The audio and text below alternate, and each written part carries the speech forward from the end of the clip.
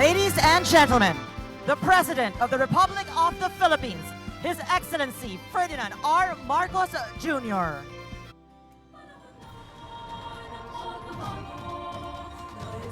The President will now have a tour and inspection on our Negosyo at Trabaho booths.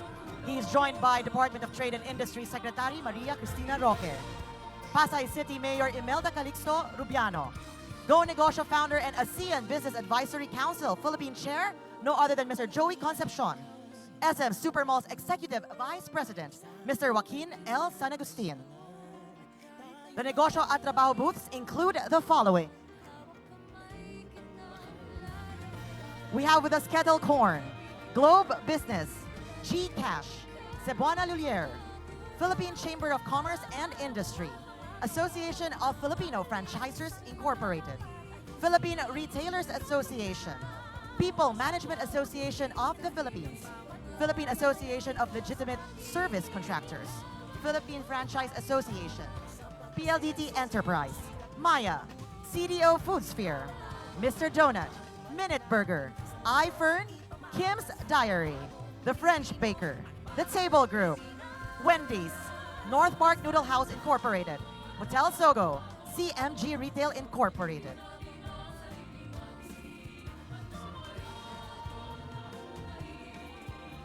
Ladies and gentlemen, the President of the Republic of the Philippines, His Excellency Ferdinand R. Marcos Jr.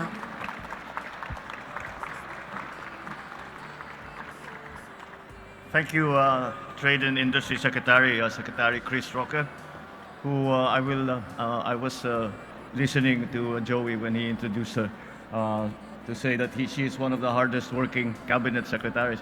We should amend that one of the hardest working people that I know. And also Go Negosyo founder, Joey Concepcion, another one of the hardest working people that I've ever met. And he is such an inspiration.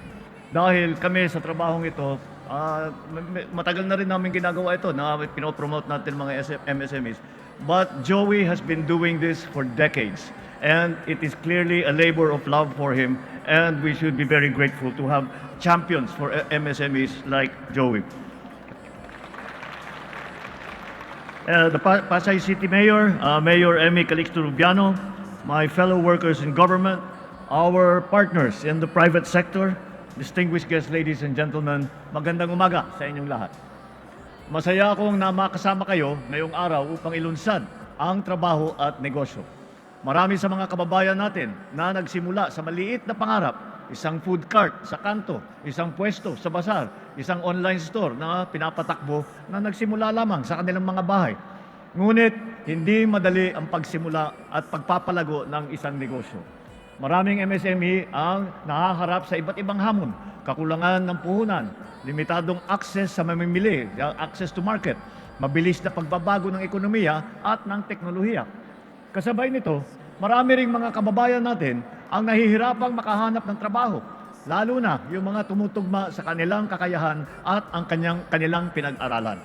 Kaya narito tayo ngayon upang magbigay sa MSMEs at mga kababayang naghahanap ng trabaho ng inspirasyon, suporta at pagkakataon. Today, we live in a very uncertain world. What many of us have studied and developed a decade or even just a couple of years ago are sometimes we find no longer relevant. Industries are being reshaped by digital technology and artificial intelligence or AI. Traditional jobs are transforming. The skills that were once optional, now they are essential. Naniniwala ko, kayang makasabay naman ang mga Pilipino. Alam naman natin na sa kabila ng mga hamon, maabilidad at madiskarte ang ating mga kababayan. Marunong tayong maghanap ng paraan. Hindi natin sinusukuan ang problema kahit na ang hinaharap natin. Hindi hadlang ang makabagong mundo sa ating pagunlad.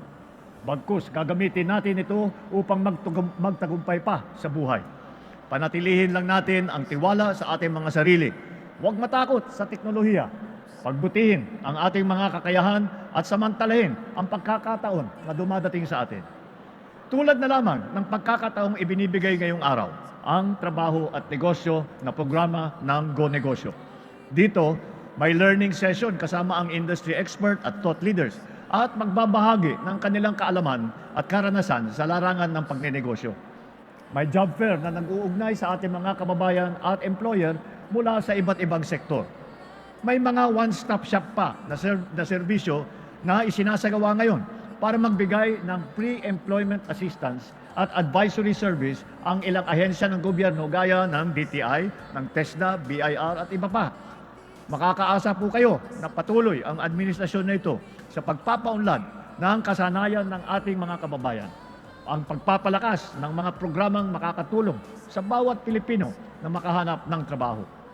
Sa pamamagitan ng mas pinalakas na employment program, kabilang na ang skills training at business mentoring, mas napapalapit natin ang trabaho at pagkakataon sa ating mga mamamayan. Noong nakaraang taon, nakapagsagawa tayo ng mahigit 2,300 job fair sa buong bansa. Mula rito, higit 74,000 na job seeker ang kaagad na nakatanggap ng trabaho. Itong Enero lamang, 47 job fair na ang naisagawa natin at mula rito, mahigit 2,400 ang hired on the spot. Ibig sabihin, dito sa job fair pa lang, nakakuha na sila ng trabaho.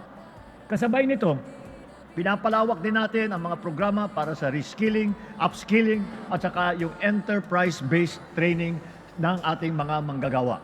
Ibig sabihin, specialized training na po ito ang magtuturo ang mismo magiging employer ninyo. Para naman sa ating mga MSME, ginawa nating mas simple at mas mabilis ang serbisyo ng gobyerno. Sinisikap din natin na palawakin ang akses sa puhunan at patibayin ang mga programang tumutulong sa paglago ng kabuhayan. Yung pong binanggit ni Secretary Roque tungkol sa pagtulong sa pautang, patulong sa pag-job matching. Sa pamamagitan ng mga negosyo center, mas napapalapit ang mga serbisyo ng pamahalaan sa mga negosyante. Dito, maaari kayong mabigyan ng payo, magkaroon ng mentorship at makakuha ng tulong upang mapalapit ang inyong mga negosyo sa mamimili. Inaasahan natin na ang mga programang ito ang magbibigay ng dagdag na lakas sa kabuhayan ng ating mga kababayan.